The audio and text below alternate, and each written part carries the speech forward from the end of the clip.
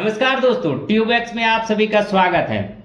कोलकाता के आरजीकर हॉस्पिटल में हुई दरिंदगी में अब एक ऐसा खुलासा हो गया जिस पर कोई यकीन भी नहीं कर पा रहा। आखिर कोई इतना बेरहम कैसे हो सकता है? यह दिल दहला देने वाला खुलासा ऐसा है जिसे सुनने के बाद शायद आप आज की रोटी का एक निवाला भी निगल सकेंगे। आप सबको यह बताने और सुनाने मेरे भी होठ कांपने लगे हैं। दरअसल इस खुलासे में कई घिनौने राज सामने आ गए हैं जो अब तक ना किसी ने सुना था और ना ही सोचा था। उस रात जब डॉक्टर बिटिया जिंदा थी तब तक तो दरिंदगी हुई ही थी, पर उसके मरने के बाद भी दरिंदे ने ऐसे ऐसे हरकत किए जिसे सुनने के बाद आपकी आंखें नम हो न हो, आपका कलेजा जरूर फट जाएगा। वहीं हॉस्पिटल के प्रिंसिपल संदीप घोष की साली पर अधिकारियों को शक हुआ और उससे 6 घंटे तक पूछताछ की तो जो सच सामने आया है उसने सबके होश उड़ा दिए। साथ ही साथ संदीप घोष के लैपटॉप में जब कुछ अधिकारियों ने चेक किया तो सबने अपनी आंखें बंद कर ली। तो आखिर इस लैपटॉप में अधिकारियों को ऐसा क्या दिखा, एक एक कर सब बताएंगे। इससे पहले मैं ईश्वर से पूछना चाहता हूं कि जब डॉक्टर बिटिया के जिस्म को दरिंदा नोच रहा था तो आप कहां थे? मैं ईश्वर से पूछना चाहता हूं कि जब डॉक्टर बिटिया चीख रही थी तो क्या आपने उसकी चीखें नहीं सुनी? मैं ईश्वर से पूछना चाहता हूं कि अब इंसाफ कब मिले, कब डॉक्टर बिटिया की मां को यह भरोसा होगा कि उसकी बेटी की आत्मा को अब शांति मिल चुकी है। उस रात दरिंदे ने डॉक्टर बिटिया के शरीर को दांतों से काट काट कर बेहाल कर दिया था। डॉक्टर बिटिया के शरीर से लार के नमूने मिले थे और दांतों के निशान भी शरीर के कई हिस्सों पर पाए गए थे।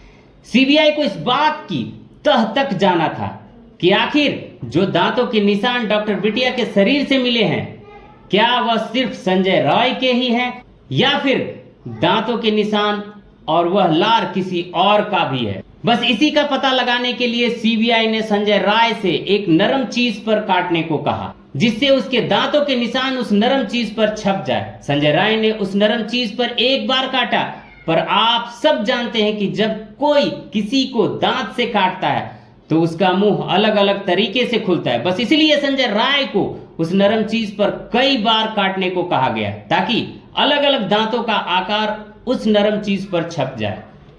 और सीबीआई इस दांत के निशान को डॉक्टर बिटिया के शरीर पर पाए गए निशान से मिलाकर देखें जिससे यह केस दूध का दूध और पानी का पानी हो जाए। अगर आप चाहते हैं कि डॉक्टर बिटिया को न्याय मिले तो वीडियो को छोड़िएगा मत, इस वीडियो को पूरा देखिए। आपने यह कहावत तो सुनी ही होगी कि जैसी करनी वैसी भरनी।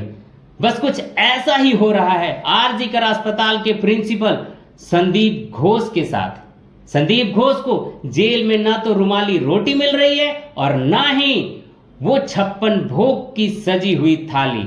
जेल के अंदर संदीप घोष को सोने के लिए कंबल, तकिया और एक चादर दिया गया।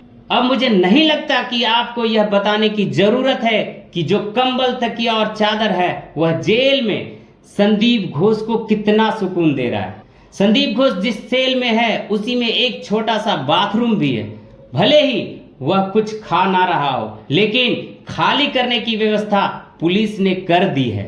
पर दूसरी तरफ संजय राय इतना शातिर है, सीबीआई भी हैरान है। दरअसल सीबीआई संजय राय का नार्को टेस्ट कराना चाहती थी जिससे वो जो सच छुपा रहा है वह सामने आ सके। जैसा कि आपको मालूम है कि जब कोर्ट में इस केस की सुनवाई चल रही थी तो सीबीआई ने कहा मुझे वो चालान दिखाइए जो जांच के बाद सबको पोस्टमार्टम भेजने से पहले बनाया जाता है। अगर यह चालान न है तो पोस्टमार्टम करने वाला डॉक्टर सबको हाथ तक नहीं लगा सकता। अगर यह चालान गायब है तो इसका मतलब कुछ गड़बड़ है। इसके बाद करीब 2 घंटे की सीसीटीवी फुटेज भी गायब है। बस ऐसी ही गुत्थियों को सुलझाने के लिए सीबीआई संजय राय का नार्को टेस्ट कराना चाहती थी, पर इसके लिए संजय राय ने साफ साफ मना कर दिया। दरअसल यह नार्को टेस्ट ऐसा टेस्ट है जिसे बिना अनुमति नहीं किया जा सकता।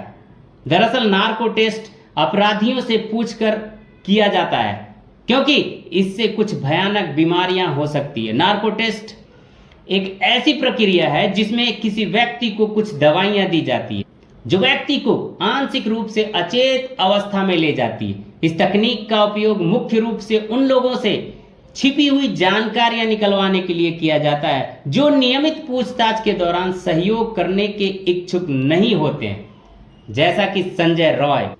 अब यह साथी क्या सोच रहा है और क्यों इसने इस जांच को नहीं करवाया, यह एक बड़ा सवाल।